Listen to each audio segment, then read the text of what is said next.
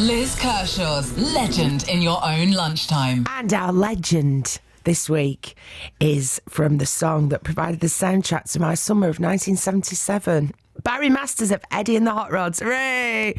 Welcome to Six Music, Barrie. Hello there. Yeah, nice to see you. Thank you. Now, just before Christmas, we had sad news that HMV might be closing down again.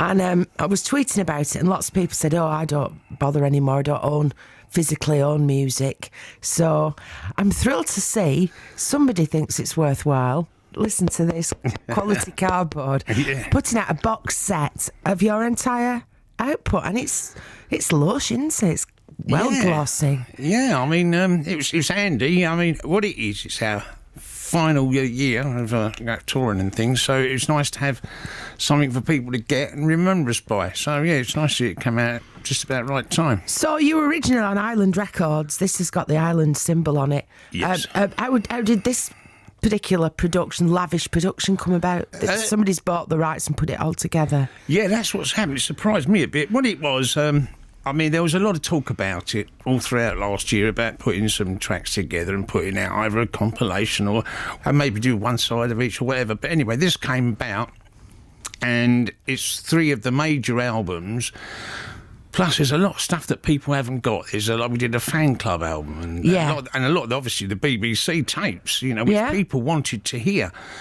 It's one of those things which is it's a nice little box set for people to own. So. Well, it's complete. If you're a fan of your entire career, you've got the lot, including Peel sessions and in concerts at the BBC as well, late 70s. So have you sustained the band in some form? Because I know people left, didn't they? One of the guys joined the Damned, there's been a bit of moving around, but... You've been a constant, though. Yeah, I've always been there since... I'm an old boy. Yeah, since the beginning, 43 years or something for my sins. But, it's been enjoyable. But have you kept it going constantly throughout the Hot Rods? More or less, yeah. There was... a year or two, around 82 or something, where there was nothing happened. But apart from that, most of the time, I'd say we've kept touring. Brilliant. In one form or another. Well, let's get some music in here. For those kids listening who don't know who Eddie and the Hot Rods, or even the Hot Rods without the mascot, Eddie, who got sacked, didn't he?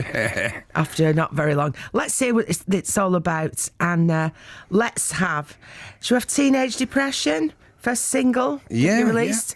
Yeah. OK, here it is, Eddie and the Hot Rods, Teenage Depression. So that's going back to, 76? Yeah. Now, that's the year that the Damned released New Rose. And lots of people say that was the first ever punk record. Do you go with that, or do you dispute it? Because some people say you were the founding fathers of punk. Well, actually, we stepped out before that. I think Writing on the Wall's our first one, which would have been earlier than that. Yeah. I think we've got a big credit on the first Damned album. The picture on the back is us. That was a bit of a joke by Jake Riviera, because it was a stiff thing. But we was before all those firms, really, and bands. And not that it mattered to us. We wasn't into it for the fashion or the name or nothing. It's just, we came from a small town. And it was the only thing to do, unless you want to sit in the pub all day. You joined a band. And a lot of bands come from areas, probably why. Yeah, why is it? What is it about Essex, around the Thames estuary, that influenced so many people? Yeah, I wouldn't be drinking that, would you? No.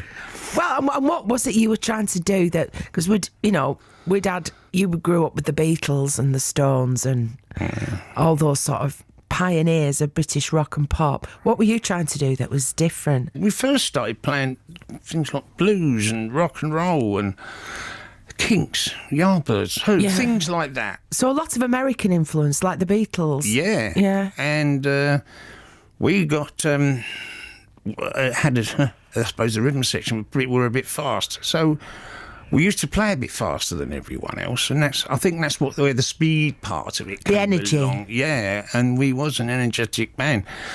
And I think a lot of people used to sort of come along to shows as them days because they could They had the same sort of feeling as us, and they were young and energetic and wanted to dance faster. And so, yeah, it picked up really fast. You know, the stuff that you got involved with, you know, supporting other bands as well through the years. What's been a real highlight for you then? Because you've met everybody and played with loads of people. When we first started working in America, I think that was great. We worked with people like Television and Blondie and the Ramones and Talking Heads and people like that. And They just roll off his tongue, don't they? But it was great fun to actually work with people like that. What, because they had the same attitude of mind? Well, yeah, and the thing was, they were still put in that bracket, that punk thing. And over there, punk wasn't like it was in England. You know, like I say, with Television and Blondie are punk, then I don't mind being called punk. It was one of those things. So, yeah, it was great, meeting those people. And so the question that's sometimes asked is, which came first? American punk, New York punk like the Ramones, or the Sex Pistols, because they both argue it out, don't they? What's you're an insider, what do you think? I'll just say Nuggets. The album came out in the 60s with, you know, the 13th floor elevators. Oh, right, bands okay, like that. yeah. I mean, they were the first sort of punks in my mind. So, yeah, it was. Lou Reed even, some of his early stuff should really be classed in the punk bracket. But then, as I say, ours was more of a speedier punk, you know, so then that's why you had the Stranglers and the Sex Pistols and the Jam and things like that. But if you know the actual name, punk, yeah, but the style, yeah, English. This record I'm about to play, it's got a very special meaning at the moment for myself and other Six Music presenters and all our listeners, because it's the favourite record of colleague Mark Ratcliffe. It is said so many times, it's such a belter. It just makes you feel empowered and uplifted. You can't choose your own song, Barrie. So what song would you put on if you needed to, you know, psych yourself up and make yourself feel lifted? What, not one of ours? No, you can't have one of yours. No, right. I'd probably put on a Doors thing, something like Light My Fire. What about these gigs then that you're doing coming up in March with Stiff Little Fingers? Yeah, they're mates of yours, are they? Yeah. Well, I'll tell you what, I'll reel them off. Right. In full, because all I've got here is Norwich, Glasgow, 2 nights, and Inverness. But I'll reel them all off when we've heard the song. And what can you promise people, your fans, of all the material you've got on this 5-disc box set? No. How do you decide what your set list is after all this output? We listen to what the public said, well, you know, at shows, and then you know when we meet them afterwards, and they say, "Oh, why didn't you play this? Why didn't you play that?" But any of the singles ones, "Quit This Town," and and everyone always wants to hear "Get Out of Denver" at the beginning of the end. Is always a winner. Right. Well, Eddie and the Hot Rod fans, you're in for a treat then from March onwards. Maybe a couple of festivals in the summer as well. Yes, that's right. We're just doing a massive gig in Islington on April 13th. Yeah, O2 Academy Islington. That's the one, right, yes. Okay. Gig dates to come after this track. Now, if you're feeling today a bit flat, we're going to put an end to that now, and we're going to dedicate this to Mark Ratcliffe. Yeah. Favourite song, Mark. Get well soon. We want to see you back, and this will pump you up if nothing does.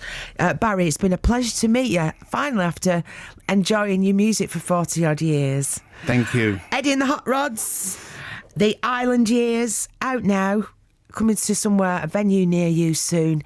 Here it is then. Do anything you want to do. Yeah! Yay!